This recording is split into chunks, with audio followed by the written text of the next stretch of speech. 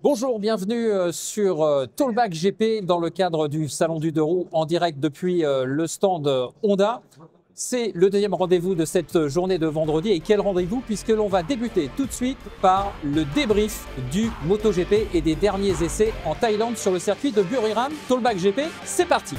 Voilà, comme je vous le disais, Tollback GP consacré à la dernière séance d'essai d'avant-saison du MotoGP. C'est parti, c'est en direct du Salon du Deux Roues sur le stand Honda.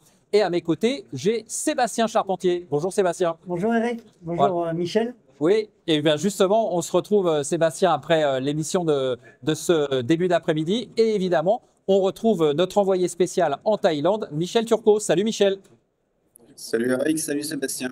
Et puis, tu es en direct sur le salon et sur le stand Honda, donc tout le monde pourra profiter de tes analyses. Alors, comme je le disais, Michel, on va débriefer cette dernière séance avant l'ouverture de la saison, qui va arriver très vite, Michel, c'est dans 2 semaines. Et la constance, on l'avait déjà un petit peu vu à Sepang, et bien là, à Buriram, c'est la confirmation que visiblement Marc Marquez n'a pas mis très longtemps à s'adapter à sa nouvelle machine et à sa nouvelle équipe. C'est le moins qu'on puisse dire, Michel. Ah oui, clairement, c'était l'homme fort de cette deuxième séance d'essai en Thaïlande, puisqu'il a dominé en termes de chrono, il était le seul à descendre en dessous du 29. Il est un de la pole de l'an dernier qui avait fait Bagnaia. Il a fait une excellente simulation de course, donc voilà, il est prêt. Il s'est passé beaucoup de choses. Enfin, bon, cette dernière, tu l'as dit, Eric, c'est la dernière séance avant le Grand Prix, donc elle était importante parce qu'en gros, tous les constructeurs vont définir la spécification aéro avec laquelle ils vont entamer le championnat et puis surtout la spécification de moteur avec laquelle ils vont faire, en tout cas pour les 3 constructeurs européens, ils vont faire les 2 prochaines saisons. Donc c'est pour ça que c'était très important. Et qu'est-ce qui s'est passé chez Ducati? Finalement, ils ont décidé de conserver les spécifications de moteur 2024, c'est-à-dire de ne pas utiliser ce qui avait été développé pour 2025, parce que ils l'ont dit l'un et l'autre, Bagnaia et alors, on a un petit peu oublié lors du dernier débrief, et je vais plaider coupable, c'est qu'on a oublié de parler de Di Antonio qui s'était blessé, qui s'est cassé une clavicule. Parce qu'on a parlé des malheurs des pilotes Aprilia, mais on a oublié Di Antonio, qui est le 3e pilote à disposer de cette moto d'usine chez Ducati. Bref, donc lui était absent. Donc le choix, c'est Bagnaia et Marquez qui devaient le faire pour ce moteur. Ils l'ont dit l'un à l'autre, il y a du mieux sur ce moteur, mais aussi des choses qui fonctionnent pas très bien. Et pour ne pas prendre de risques, ils ont décidé de garder le moteur 2024. Donc la GP25, pour l'instant, ça va être une GP 24.9, comme l'a dit Bagnaia, c'est-à-dire une moto qui aura le moteur de l'année dernière, mais qui a extrêmement bien fonctionné, on va dire, et des évolutions diverses, dont ce nouveau châssis, qui ne sera pas forcément utilisé d'ailleurs sur le début de saison, mais qui va continuer à être développé pour rentrer à un moment donné en ligne de compte. Donc ce qui fait qu'on a... L'an dernier, on avait une Ducati qui était très performante, donc elle est encore... Il faut dire aussi que Marquez, cette année, il va rouler avec une. L'an dernier, il roulait avec une GP23. Là, il fait un grand saut. Ce qu'a dit Bagnaia, c'est qu'ils n'ont pas pris de risque de prendre le moteur 25, parce qu'ils avaient pris ce risque en 2023. Il s'est avéré que la GP23 a été finalement moins bien que la GP22. Et d'ailleurs, cette GP23, l'an dernier, roulé avec Marquez, roulé aussi Bezzecchi. Bezzecchi s'en est très mal sorti, et Marquez a été le seul à s'en sortir. Donc c'est encore du crédit à donner à Marquez, qui fait de lui effectivement le favori pour ce premier Grand Prix, même si Bagnaia sera là. Bagnaia était un petit peu rentré sur le plan du chrono, mais il a eu des petits problèmes techniques. Donc, en tout cas, les 2 pilotes officiels Ducati vont être très difficiles à battre en Thaïlande dans 15 jours, et puis par la suite aussi. Alors Sébastien, Michel vient de le dire, la faculté d'adaptation de Marc Marquez. J'imagine que pour toi aussi, on rappelle que tu as suivi les Grands Prix à l'époque où tu commentais pour Eurosport. L'adaptation de Marquez sur cette moto officielle, sur cette GP24, c'est pas une surprise. Non, pas du tout. Et c'est très appréciable aussi d'entendre justement ces commentaires venant de Michel qui est sur place. Et c'est en même temps, vraiment un immense plaisir que d'entendre ces ondes très positives concernant le pilote espagnol, parce qu'il a vraiment fait sensation au guidon de la GP23. il a un petit peu rongé son frein, comme on dit, et il a été patient. Il a fait un travail excellent qui l'amène aujourd'hui à être sur la moto officielle et instantanément, on se rend compte qu'encore une fois, Marc Marquez a un temps d'adaptation qui est très très bon et qui va certainement l'emmener vers la route du titre. C'est de toute façon son objectif principal, hein, Marc Marquez, donc c'est tout ce qu'on peut lui souhaiter. Je pense que la nouvelle moto va encore une fois aussi progresser tout au long de la saison 2025 et on peut s'attendre à un gros duel entre Bagnaia, son coéquipier bien évidemment, et lui-même. Michel, je reviens vers toi parce que finalement, c'est presque un peu paradoxal. Ce qu'on a, c'est que Marc Marquez a été à 1/10, comme tu l'as dit, du chrono de référence de Bagnaia, hein, le meilleur temps absolu. Et en même temps, il devait travailler sur, je dirais, le côté précautionneux de choisir ou pas la spécification. C'est presque un petit peu paradoxal, mais au final, comme tu le disais, on se rend compte que la 2024, finalement, elle n'avait presque pas besoin d'amélioration, en fait. Bah, quand on a une très très bonne moto, c'est vrai que c'est compliqué d'essayer de l'améliorer, de toujours améliorer. C'est aussi ce qui a incité à la prudence les ingénieurs Ducati. Voilà, prendre des risques pour essayer de faire mieux en risquant de faire moins bien, ça avait pas trop de sens. Surtout quand on sait que on a quand même chez Ducati toujours une longueur d'avance sur la concurrence, même si on va en parler ensuite, mais même s'il y a des progrès, Ducati reste aujourd'hui la moto référence. Donc ça n'avait pas trop de sens. Et l'avis que partagent Bagnaia et Marquez sur ce moteur, ils se le sont forgés dès les essais à Sepang. Et en fait, Buriram n'a fait que confirmer. Donc, dès le premier jour, voilà, c'était assez clair qu'ils n'allaient pas prendre le risque Alors, on ne sait pas vraiment quelles sont les différences entre le moteur 25 et le moteur 24. Ça, on ne le saura pas. Mais quoi qu'il en soit, il y avait certainement un choix technique un petit peu audacieux qui fait que, voilà, on a dit non, on garde la base qu'on a qui fonctionne très bien et on va travailler autour, mais on prend pas de risque de se retrouver avec un moteur. On sait que ça a coûté cher par le passé chez Honda, chez Suzuki, donc chez Ducati aussi à un moment donné. Donc voilà, on a tiré les leçons du passé, donc on garde ce qu'on a qui fonctionne très bien et qu'on va continuer à améliorer par d'autres moyens. Alors, ce qu'on voit aussi, et après je vais revenir vers Sébastien, c'est qu'au final, en fait, on a une GP25, mais qui est en fait une 24.9, comme tu disais, si j'ai bien entendu tout à l'heure en début d'émission. Mais ce qui va permettre aussi, et on le voit par les résultats, aux pilotes, entre guillemets, qui ne disposent que de la version N-1, mais qui vont finalement disposer de la GP24, comme Alex Marquez, comme, j'allais dire Marini, l'équipe Franco Morbidelli, pardon, je Ouais. vais y arriver, finalement de rehausser leur niveau et peut-être qu'on va avoir une concurrence plus homogène que ce qu'on avait l'année dernière. Qu'est-ce que tu en penses, Michel? Bah, ce qui est sûr, c'est qu'on voit que les valeurs sont resserrées parce que là, à la fin de ces 2 journées de test à Buriram, on a quand même les 5 constructeurs, un représentant des 5 constructeurs dans le top 8. Bon, Aprilia, KTM, c'est pas vraiment une surprise parce qu'on a, enfin, en tout cas, KTM, on a Acosta qui est là, qui était déjà là l'an dernier. Chez Aprilia, pardon, Bezeki a confirmé ses bonnes impressions de Sepang, mais surtout on a les 2 constructeurs japonais qui ont vraiment réduit l'écart, hein, qui sont là. Alors, il faut pas s'attendre à ce qu'ils se battent pour le podium ni peut-être le top 5 tout de suite, mais en tout cas peut-être, oui, Fabio, je pense on peut avoir une belle surprise de Fabio. Mais voilà, on a Mir qui a fait des super chronos, qui l'an dernier était perdu sur la Honda. Donc on voit que la Ducati reste devant, elle garde son leadership, mais derrière ça se resserre et ça en tout cas c'est de bon augure et c'est pour le championnat. Et puis, comme je le disais, Alex Marquez, hein, qui est juste derrière son frère. D'ailleurs, même Marc Marquez dit que pour lui, c'est la surprise, peut-être pas la révélation, mais la surprise de ses tests d'intersaison, Sébastien.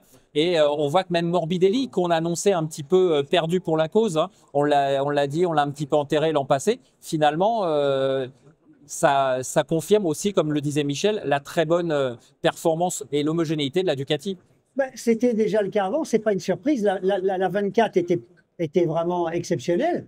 Et effectivement, l'évolution de la 25, mais moi, je suis toujours un petit peu méfiant parce que je sais que Ducati, au début, peut-être ne dévoilera peut-être pas toutes ses cartes. Et on a vu l'évolution de la 2024 à partir de la moitié du championnat l'an passé, qui a été remarquable. Donc, je pense que cette moto, le millésime 2025, va évoluer. Et on aura une moto, à mon avis, mi-championnat, encore une fois, au-dessus, très performante. Mais voilà, les 24, elles sont là. Après, nous sommes voilà, que sur des tests pour le moment. Après, il faudra vraiment voilà, tenir le niveau sur la distance au niveau des courses. Mais pour l'instant, on peut se rendre compte une nouvelle fois qu'effectivement, ces machines sont très performantes et que Marquez n'a pas mis longtemps à s'adapter. Quel crédit Eric. Oui, vas-y.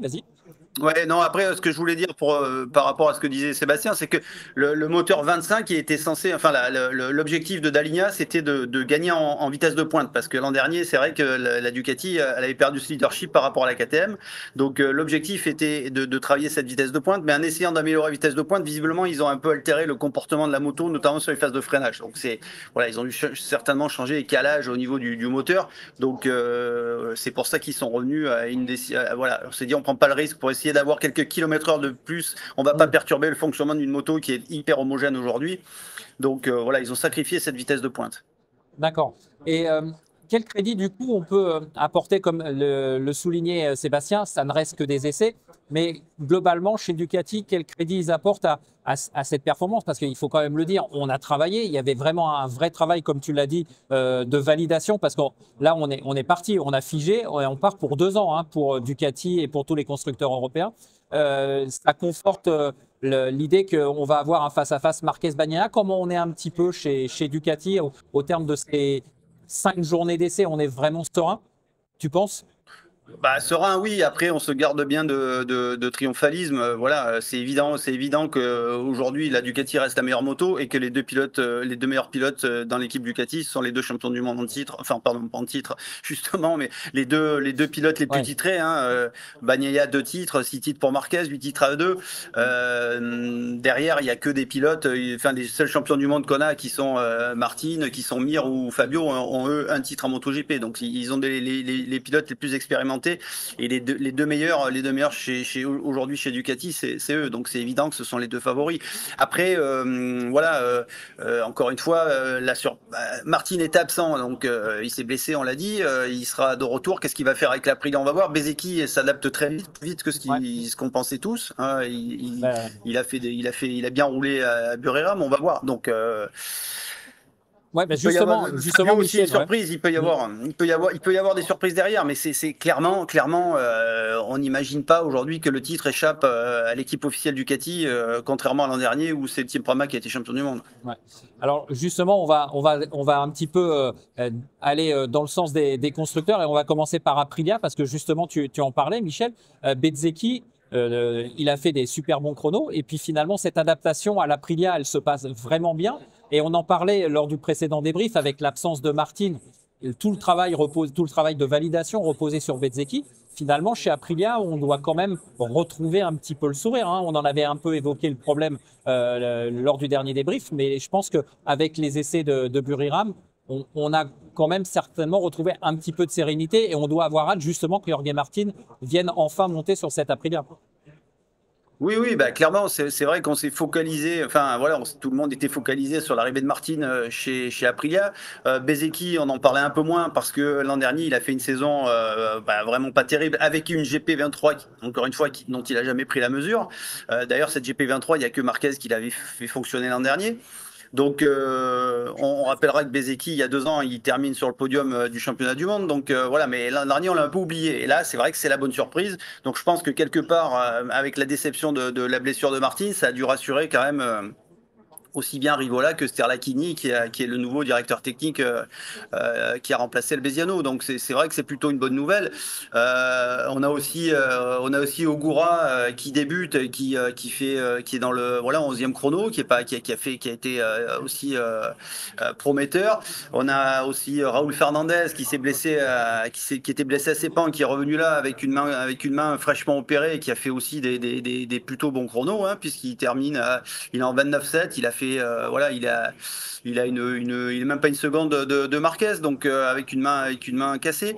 Donc c'est plutôt, voilà, l'Aprilia a l'air finalement plutôt pas mal. Maintenant on verra ce que Martin va faire avec, mais voilà, on a du mal à imaginer Aprilia concurrencer les deux pilotes Ducati sur la longueur de la saison, mais on peut imaginer qu'ils gagnent quand même quelques courses, ou en tout cas qu'ils soient assez souvent sur le podium. Justement, Sébastien, Aprilia, Bezzecchi, Tu t'attendais à cette facilité d'adaptation parce que, comme le dit Michel, il était un petit peu dans le doute. Bezzecchi l'année dernière avec une saison qui avait été un peu compliquée. Là, il change de moto, il change d'équipe. On en a parlé un peu ce matin avec Alan Techer. Il y a tout à reconstruire dans toute une alchimie. C'est une bonne surprise pour toi? Oui, encore une fois, ce sont que des tests pour le moment.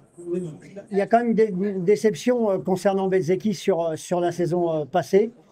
Maintenant, effectivement, c'est un gros changement d'équipe de moto. Donc, il y a parfois des temps d'adaptation qui sont plus longs pour certains pilotes. Il y a quand même une belle structure officielle, deux très bons pilotes. Vraiment, voilà, c'est dur pour Martin de démarrer le championnat comme il va le démarrer dans quelques jours. Mais voilà, c'est un guerrier. Il est passé aussi déjà par là dans le passé. Et le fait d'être champion en titre, ça vous donne une autre énergie. Maintenant, je pense que ces motos sont encore une fois très bonnes, elles l'ont démontré. Et Aprilia a vraiment aussi, là encore une fois, beaucoup d'expérience. Et je pense que ces deux pilotes qui viennent de la marque concurrente vont aussi amener des choses positives dans cette équipe italienne pour permettre aux pilotes d'espérer des top 5 et surtout être sur le podium. Mais quand on sait que l'équipe officielle Ducati, Marquez, Banaya, je pense que la grosse guerre psychologique entre les deux va démarrer prochainement et que ça va être quand même les deux pilotes à suivre de près. Donc les autres derrière, il ne va pas falloir dormir pour justement être dans la course, dans la course et dans la performance pour se battre face à Ducati, quoi. Michel, justement, je voudrais revenir sur le travail en fait qu'a fourni Bezzecchi. Est-ce que finalement, c'est peut-être pas aussi pour Aprilia une façon peut-être de travailler plus sereinement parce que si Jorge Martin avait été présent, il y aurait certainement eu encore plus d'attentes, peut-être plus de pression. Est-ce que quelque part, entre guillemets,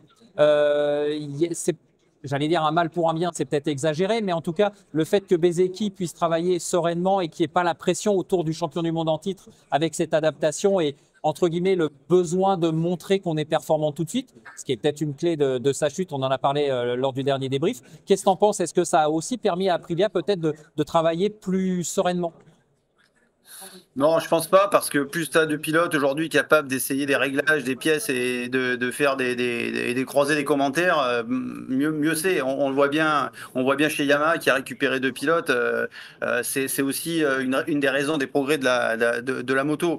Donc, je pense pas que c'est ajouté du positif, plutôt même du négatif. Mais voilà, après, il y a eu là, on a eu Fernandez qui est revenu, Ogura était là.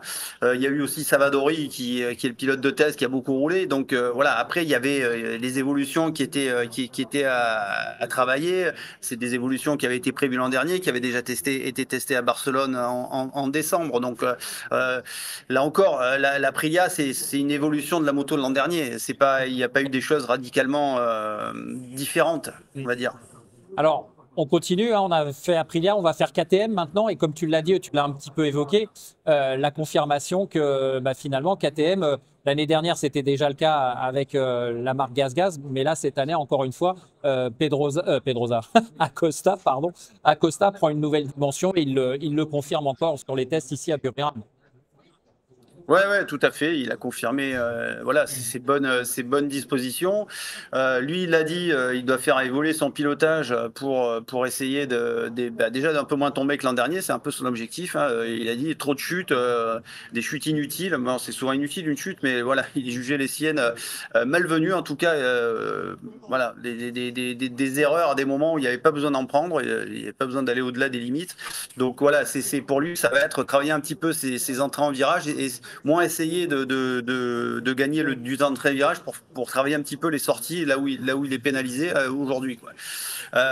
Voilà, on sait que chez KTM, il n'y a pas eu de révolution, loin de là, le développement a été figé, donc on ça travaillé avec des choses qui avaient été prévues l'an dernier pour essayer de les modifier, de les faire fructifier un peu le travail qui avait été fait. Donc là encore, ça permet, sachant que le pas en avant fait par Ducati, il est cette année très petit, on va dire. Donc Donc voilà, des motos comme Aprilia et KTM qui étaient quand même des bonnes motos l'an dernier, qui ont fait des jolis coups, même s'il n'y a eu qu'une victoire d'une Aprilia l'an passé que KTM n'a pas gagné. Voilà, on l'a vu qu'Acosta est monté sur le podium pour un rookie, donc la performance de la moto était là. Donc on travaille aujourd'hui sur des détails, sur l'adaptation, sur Binder aussi dit qu'il lui aussi doit faire évoluer son pilotage en s'inspirant de ce que fait Acosta, qui rentre plutôt.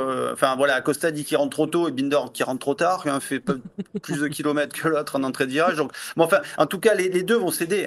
Je pense.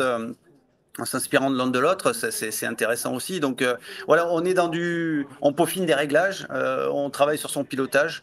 On n'a pas eu à faire des choix radicaux sur des évolutions qui auraient été à décider pour les 2 saisons à venir, puisque de toute façon il n'y en avait pas. Ce qu'on avait là, il va falloir s'en servir pour les 2 années qui viennent. Donc quelque part, ça simplifie un peu les choses et ça évite de se perdre pour les pilotes KTM, quoi. Seb, une pépite comme Acosta, c'est un peu l'éléphant dans le magasin de porcelaine avec les références établies. Brad Binder, pilote officiel depuis plusieurs saisons, qui était valeur de référence. L'année dernière, ils se sont fait bousculer par le petit jeune avec Miller. Là, il l'a dans son box à côté de lui. Comment on le vit quand on est comme ça, pilote établi, et qu'on voit arriver, toute proportion gardée, hein, mais par exemple, tu l'as vécu toi avec Kenan Sofuoglu, tu en parlais dans l'émission de ce matin. Ça doit pas être évident à gérer quand même personnellement. Non, c'est pas évident, mais là encore, Acosta a démontré tellement de belles choses pour sa première année, même si certains attendaient voilà, un peu plus de concrétisation par moment. Maintenant, voilà, là, on est sur comme je dis, un gros dossier parce qu'il y a tout, quoi. Il y a le talent, voilà, il y a la résilience, c'est quelqu'un voilà, d'attachant, qui est très engagé et qui, pour moi, a déjà montré de grandes choses et qui ne va pas, je pense, bloquer sur cet aspect-là, Eric. C'est quelqu'un qui est là pour donner le meilleur de soi et essayer d'être... voilà, je pense que ce garçon, il a vraiment envie de monter sur les podiums et sur la plus haute marche. Quand on regarde ce qu'il a fait dans le passé, dans les autres catégories, voilà, il y a vraiment un très très grand talent. Donc, je ne pense pas que ça soit un blocage. Maintenant, on connaît aussi les soucis que rencontre la marque autrichienne. Donc, à voir comment tout ça va évoluer. Et puis souvent, ben, voilà, après, il faut concrétiser. La première année, souvent, vous êtes un peu plus libéré. C'est un peu un nouveau jeu, quoi. C'est souvent comme ça que ça se passe dans la tête des pilotes. Et là, maintenant, ça devient voilà, un peu plus sérieux. Il va falloir montrer de grandes choses, mais concrétiser surtout. Oui, c'est ce qu'on attend. Ouais. Voilà, marquer les points pour qu'à la fin, on puisse envisager un top 3 au championnat du monde MotoGP. Je pense que ce garçon-là a le niveau pour faire ce résultat-là final. Ouais. Maintenant, il va falloir le faire tout au long de la saison. Et c'est là le plus dur. C'est là le plus dur. Mais bon, c'est pas quelqu'un qui craque sous la pression, je pense. C'est sûr que ça va être assez intéressant de voir justement comment ce jeune pilote-là va pouvoir évoluer au fil des courses. Oui, et puis c'est ce que disait Michel. Évidemment, il a travaillé, il a analysé, il a réfléchi, il travaille sur lui-même. Et puis, ce que tu dis aussi est très vrai, c'est ce qu'on pouvait lui pardonner l'année dernière, parce qu'il y a quand même eu beaucoup de chutes. En tant que rookie, là, cette année, effectivement, avec le rôle de pilote officiel, ça sera un petit peu différent. Michel, je voudrais qu'on revienne pour boucler boucler le dossier, pardon, KTM. C'est qu'on parle un petit peu de Tech 3 avec Maverick Viñales et Enea Bastianini. C'est un petit peu plus compliqué. Qu'est-ce qui se passe pour eux? Parce qu'on a 2 pilotes aussi en phase d'adaptation. C'est plus par là qu'il faut chercher l'explication des résultats un petit peu moins satisfaisants. Qu'est-ce que tu en penses, toi? Ouais, bah c'est effectivement de l'adaptation. On sait que notamment Bastiani, c'est un pilote qui est très sensible, qui va très très vite quand il a réuni tout ce dont il a besoin pour se sentir en confiance. Donc tant qu'il n'est pas à 100% en confiance, Bastianini il donne pas le maximum. Donc voilà, il est en phase de... mais ses commentaires sont plutôt positifs. Donc ça c'est la bonne nouvelle. Il dit qu'il prend le temps, il va y arriver. Il a retrouvé Giribola, son chef mécanicien préféré, avec qui il avait fait la très belle saison chez Gresini avec la Ducati, qui lui avait permis d'obtenir la place de pilote officiel avec Pecco. Donc il est enfin, en tout cas, son discours est positif. Il y a plutôt de la confiance. Et Vinales aussi, il se sent plutôt bien sur la moto. Là, il y a des nets progrès par rapport à Sepang. Il est content de la façon dont la moto démarre aussi, parce que sur les départs avec l'Aprilia, Oui, il c'est ne vrai. s'en sortait pas. Hein. Donc là, il est content de ça. Il sait aussi, les deux pilotes sont très contents des performances moteurs, parce qu'ils savent que ça, en course, ça va les aider pour doubler. Parce qu'aujourd'hui, là, clairement, le moteur KTM est le plus performant en termes de puissance pure, de vitesse de pointe, on va dire. Hein. Après, c'est pas forcément le plus simple à gérer, mais en tout cas, voilà, en course d'avoir un moteur. Sébastien ne nous dira pas le contraire. Ça aide quand même pour les doubler, quoi. Oui, je pense aussi. Donc, période d'adaptation, tu confirmes évidemment ce que vient de dire Michel, Sébastien. On n'en a jamais assez quand on est pilote, c'est ça? Non, on n'en a jamais assez. Et puis après, voilà, là aussi, c'est un peu normal, hein, mais c'est encore une fois des pilotes qui ont démontré de très très belles choses. Bon, ayant vu l'évolution de Vignales, il y a toujours un peu une déception au fond de moi. Honnêtement, c'est un pilote qui est formidable, mais qui, voilà, quand on regarde ce qu'il a réussi l'année dernière à faire du côté du Texas, c'était franchement une victoire fantastique. Et puis ensuite, voilà, on a un pilote voilà, qui s'écrase un peu, qui est un peu en dents de scie, mais voilà, pour Bastianini, je pense que c'était très très dur aussi psychologiquement avec un coéquipier. Je l'appelle un peu l'ange, moi, Banaya, voilà, c'est un peu la gueule d'ange, mais sur une moto, quand le feu passe au vert, c'est quelque chose. Ouais. Et c'est vrai que ça a été très très dur pour lui. Et puis ensuite, ben, il est revenu. Il a démontré encore une fois ben, que on pouvait le voir gagner des courses. Donc, il y a un temps d'adaptation, c'est une nouvelle structure, mais voilà, faut pas les écarter. Je pense qu'ils seront dans le jeu aussi. Hein. Ils auront les bonnes motos. Ouais, comme dit Michel, pour les accessites, le top 5, ça peut rapidement venir. Après, c'est vrai que devant, ça va être un petit peu plus compliqué, mais bon, ça fait partie du jeu aussi, c'est la course. Hein. Tout dépend comment on va aussi commencer Le championnat. Le championnat. C'est très important de bien le commencer. Et puis ensuite, pas de blessure. Parce qu'on se rappelle quand même que les pilotes cités, notamment Bastianini, il a quand même beaucoup souffert de sa blessure à l'épaule. Après, ben, il faut revenir. Hein. Il faut rouler sur des motos aussi performantes que les MotoGP. Si la condition physique elle est à 95%, ça ne suffit pas. Donc, on espère pour eux que ça va aussi bien se passer. Puis pour l'équipe française Tech 3, bien évidemment, c'est toujours quelque chose d'un peu spécial du côté de Bormes-les-Mimosas. Alors, moi, ce que je vous propose, c'est qu'avant qu'on étudie les cas de Yamaha et de Honda, et évidemment à travers ces deux marques, nos pilotes français, Johan Zarco et Fabio Quartararo, on fait un petit clin d'œil à notre partenaire sur cette émission et on vient tout de suite après.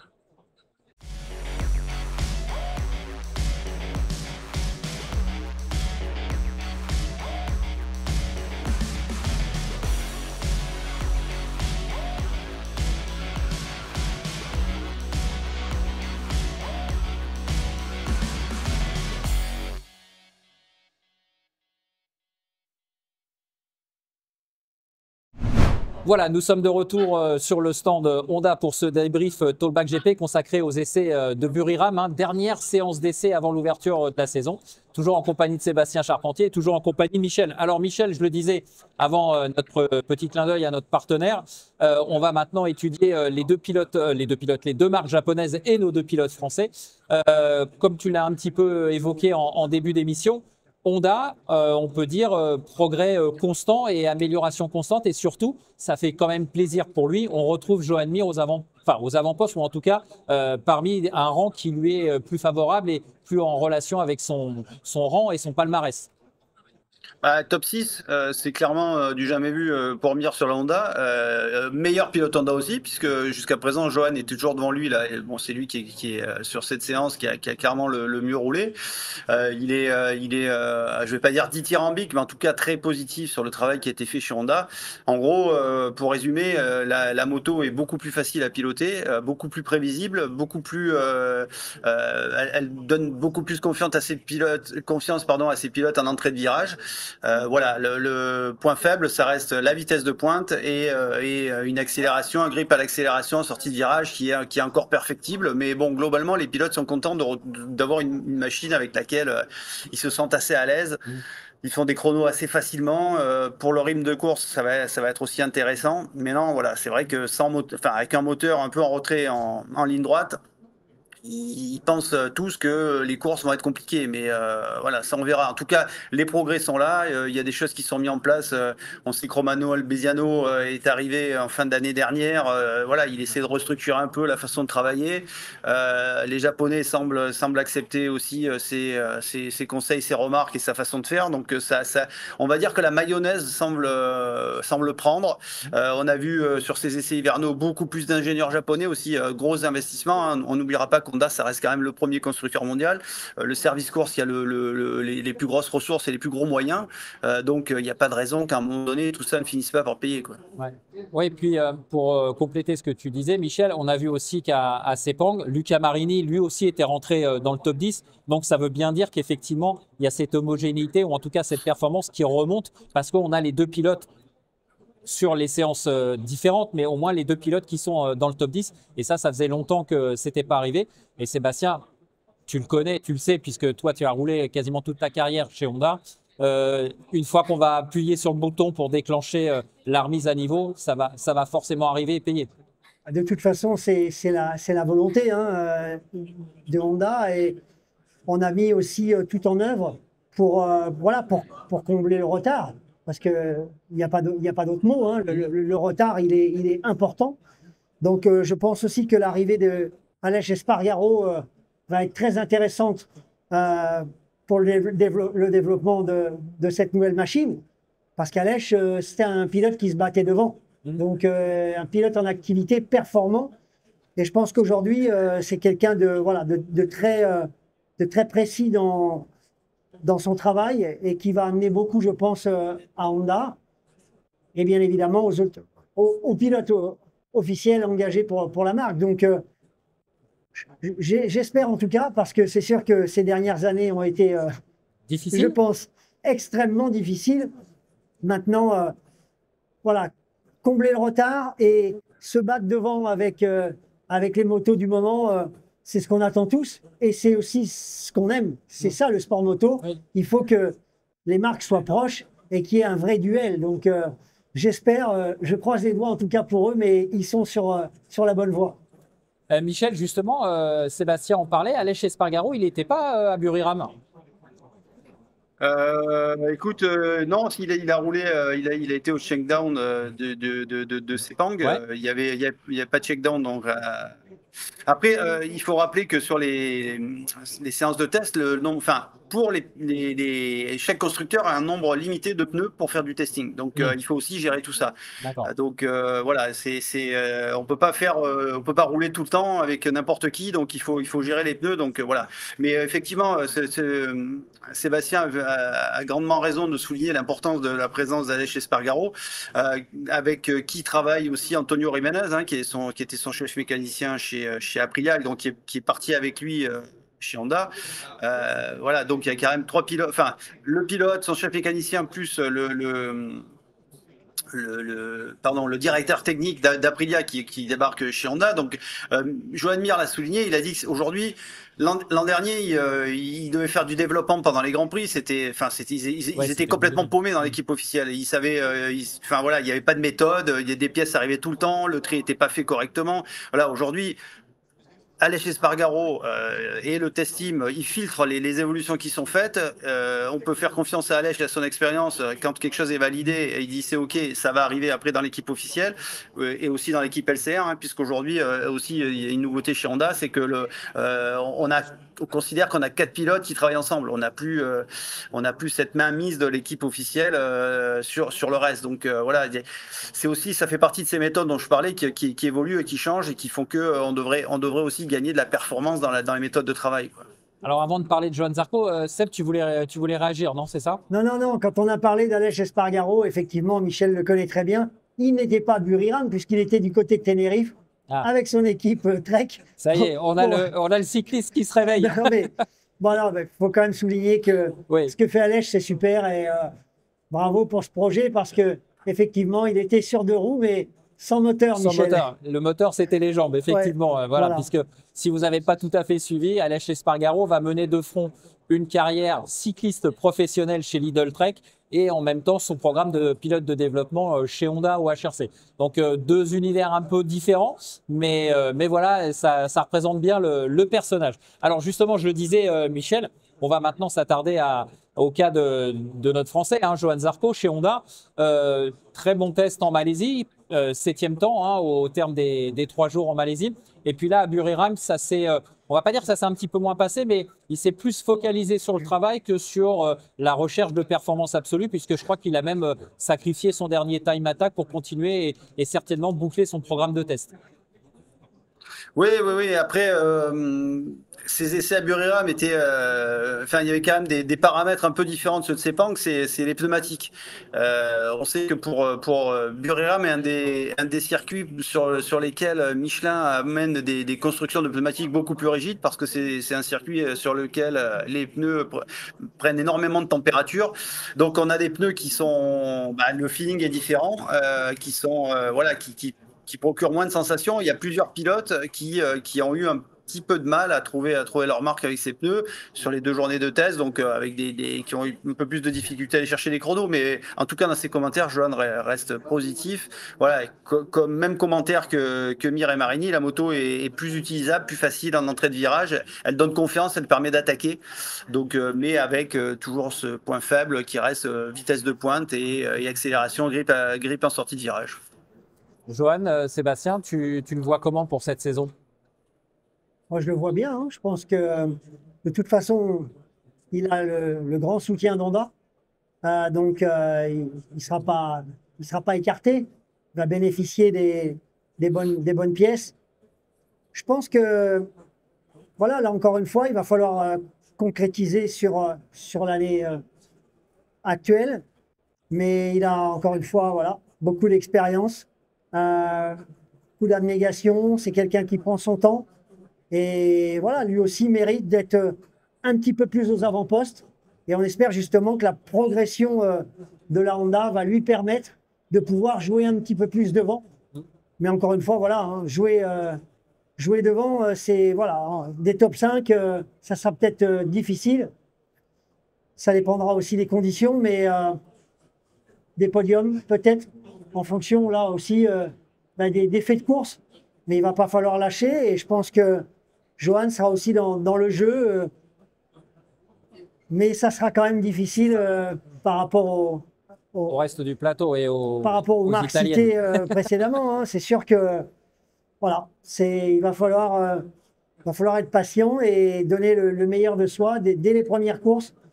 Il le sait, il le dit à chaque fois, pour essayer de viser voilà, des top 10 et après peut-être des top 5 en fonction de la performance de la Honda sur 2025. Ouais, puis il ne faut pas oublier, Michel, même si évidemment on est encore un petit peu loin de tout ça, mais normalement c'est sa dernière année de contrat à Johan avec le team LCR. Oui, enfin là, ils sont pour parler, voilà, Ouais. il y a une année sur la table, lui il aimerait en avoir 2, donc la négociation elle porte autour de ça. Donc, Non, mais bon, c'est aussi pour rebondir sur ce que disait Sébastien, savoir saisir les opportunités, parce que effectivement, si la moto reprend en compétitivité, Johan, il faut aussi qu'il se montre pour, je dirais, apporter de l'eau à son moulin, quoi. Bien sûr, mais de toute façon, il se montrera, il va profiter, voilà. Il joue le jeu à fond avec Honda, il aide Chantra, il va refaire les 8 heures de Suzuka au mois d'août. Donc voilà, je pense que Honda a mis sur lui, sur son expérience. Il est aujourd'hui je vais pas dire un des piliers, mais en tout cas un membre important de la famille Honda. Ouais. Ouais, on peut. Si, moi je suis d'accord avec toi. On peut dire que c'est un des piliers de la famille Honda. Complètement, mais comme on disait tout à l'heure, si l'écart se réduit, à un moment donné, oui, c'est plus la même course, quoi. Ça va leur permettre de jouer un peu plus aux avant-postes. On l'a vu déjà sur les tests des semaines passées. Moi, je pense que ils peuvent jouer vraiment quelque chose, mais encore une fois, il va falloir combler cet écart et à partir de là, ça leur permettra de pouvoir se battre avec les autres. Et d'un seul coup, tout change. Hein. Ouais. Dans la tête du pilote, La dynamique n'est plus la même. non, Voilà. pas du tout. La dynamique n'est plus la même. Tiens, puisqu'on parle de dynamique, ben on va enchaîner justement avec le dernier constructeur, avec Yamaha. On avait fait un débrief à Sepang autour des performances de Fabio Quartararo, Michel. Là, on va dire qu'à Buriram, ils sont un petit peu rentrés dans le rang, mais finalement, Fabio l'avait dit, s'y attendait un petit peu, ça allait être forcément un peu plus compliqué en Thaïlande. Bah, ils savaient que sur un circuit avec moins de grippe, ça allait exacerber leur point faible qui reste ce manque de grippe en sortie de virage. Par contre, ce qu'ils ne s'attendaient pas, c'est à souffrir en entrée de virage, parce que là, là, encore une fois, la construction du pneu Michelin, Fabio dit qu'il s'est jamais senti à l'aise ni avec le tendre ni avec le médium. Et on sait que, les commentaires de Sepang, c'était des gros progrès de la moto sur les entrées de virage. Fabio, c'est aussi un des points sur lesquels il excelle. Donc là, pas pu exploiter correctement ses points forts. Donc un petit peu en difficulté. Maintenant, il cherchait des solutions. Il pense pouvoir les trouver pendant le début du Grand Prix sur le vendredi. Donc on va voir ce que ça donne, mais c'est vrai que ça a été un petit peu plus compliqué, mais ça finalement c'est un petit peu ce qui était attendu du côté de chez Yamaha. Donc on va pas dire que ce qui s'est passé à Buriram infirme ce qui s'est passé à Sepang, mais on dira pas que ça a confirmé de manière exceptionnelle les très très bons chronos et les très bons commentaires qu'on a eu en Malaisie, quoi. Bon, après, on va dire que, comme tu le disais, faut pas non plus tirer la sonnette d'alarme, faut pas être plus défaitiste, parce que si on regarde les chronos, il est quand même dans le top 10, il est en 8e. Quand on a vu la performance de Johan Zarco à Sepang, il était 7e, on disait que c'était bien. Donc l'un dans l'autre, ça pondère un petit peu tous ces problèmes. Et je dirais que, je ne sais pas si tu seras d'accord avec moi, Michel, et puis après je passerai la parole à Sébastien, c'est que l'avantage, malgré tout, c'est que même s'ils ont rencontré ces problèmes, dans 15 jours, au début de la saison, on va se retrouver sur le même circuit. Donc la base de départ, elle va déjà être un ton au-dessus que si, par exemple, on avait terminé les essais en Thaïlande et qu'on ouvre au Qatar, par exemple. Oui, de toute façon, ce que dit Fabio, c'est que pour l'instant, ils ont un déficit en rame de course de 2-3 dixièmes sur les meilleurs. Donc c'est un paramètre qui est connu. Après, encore une fois, on a eu 2 séances de test. Bon, on va pas compter Barcelone, c'était en novembre. Oui, c'était un peu loin, mais on a Sepang, on a Buriram, des circuits différents, mais avec du grip différent, mais malgré tout des conditions un petit peu atmosphériques, climatiques identiques. On est en Asie, il fait chaud. Donc après, on le sait, hein, le début de saison, ça se passe. Là, on va enchaîner la Thaïlande, on va ensuite aller en Argentine, on va aller au Texas, on ira au Qatar. Voilà, c'est toujours pareil, le championnat, il commence à se dessiner, on le comprend mieux, on le cerne mieux quand on commence à arriver en Europe, quand on va avoir Jerez, quand on va avoir Le Mans, quand on va avoir Silverstone, Italie. Voilà, là, on verra. On en saura plus, on va dire. Là, il faut quand même rester prudent dans tous les commentaires qu'on peut faire et les analyses qu'on peut avancer, quoi. Comme tu disais, Sébastien, ce ne sont que des essais. Ouais, ce sont que des essais, c'est certain, Eric. Hein, Michel, il le sait très bien aussi. Après, voilà, ce qu'il va falloir surtout garder à l'esprit, c'est l'homogénéité, quoi.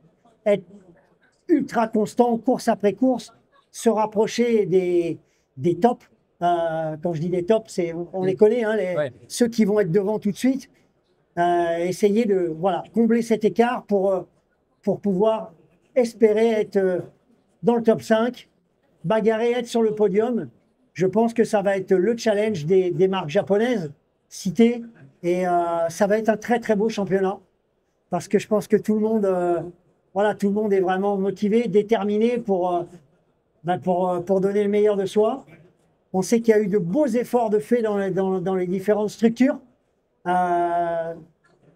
C'est très ouvert, mais on va voir de suite sur le premier Grand Prix comment ça va parler et les écarts. Et là, on va se faire une vraie idée.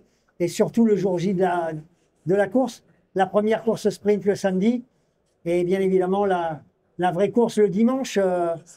Ça va être intéressant, encore une fois. On va avoir de belles bagarres. Très bien, merci Sébastien. Merci, Michel, Eric. on Merci, te laisse le mot de la fin. Rendez-vous dans 2 semaines maintenant, c'est ça, puisque ça sera le premier week-end de mars, cette ouverture de la saison MotoGP 2025. Je sais que tu n'aimes pas trop les pronostics, mais sans trop de surprise, on peut se dire qu'on aura forcément nos amis de chez Ducati aux avant-postes. Écoute, ça devrait être un truc dans le genre, ouais. Mais par contre, c'est dans 3 semaines. Ah, c'est dans 3 semaines. Je suis pressé que ça débute.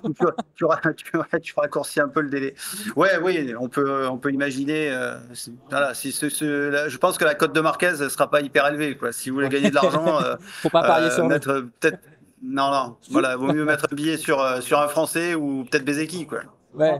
De toute façon, ça va être la guerre psychologique dès les premiers tours de roue, Michel. Hein. C'est certain, hein. Tu le sais bien, tu l'as vu pendant de nombreuses années. Donc, ça va être quand même très intéressant d'être devant l'écran de cette première journée d'essai. Très bien. Merci Sébastien. Michel, merci. On te remercie encore une fois parce que tu es en direct de Thaïlande, donc il est un petit peu plus tard. Nous, ici à Lyon, il est fin d'après-midi. On est à 7h moins 20 à peu près au niveau du timing. Donc, écoute, merci. Bonne soirée à toi. Et puis, on se retrouve dans 3 semaines maintenant pour le premier débrief officiel de Tollback GP. Ça sera au lendemain de ce Grand Prix de Buriram. Merci Michel et bonnes vacances. Merci Michel. Merci Eric, à bientôt. Salut Sébastien, ciao. Voilà, on se quitte sur ces derniers mots. On se retrouve donc, vous l'avez compris, début mars pour la première émission de débrief de la saison 2025 Tollback GP. D'ici là, n'oubliez pas, Tollback GP, c'est une émission de la chaîne Fastlane TV. On est disponible sur YouTube, vous nous cherchez. Vous activez la cloche pour recevoir les notifications et comme ça, vous vous abonnez, bien évidemment. Et en activant la cloche pour les notifications, vous ne raterez plus rien de nos prochaines publications. Voilà. Merci à vous. Merci de nous avoir suivis. On se retrouve demain, toujours sur le stand Honda en direct du salon du Deux Roues. On aura une émission le matin, en début d'après-midi, à 13h sur l'endurance. Et l'après-midi, notez bien ce rendez-vous à 18h demain. On aura Alex Vira, Jean-Michel Mattioli, Patrick Igoa et Freddy Spencer. Donc, ne ratez pas l'émission de demain soir à 18h. Voilà. Bonne soirée et à demain. Merci Sébastien. Merci Eric.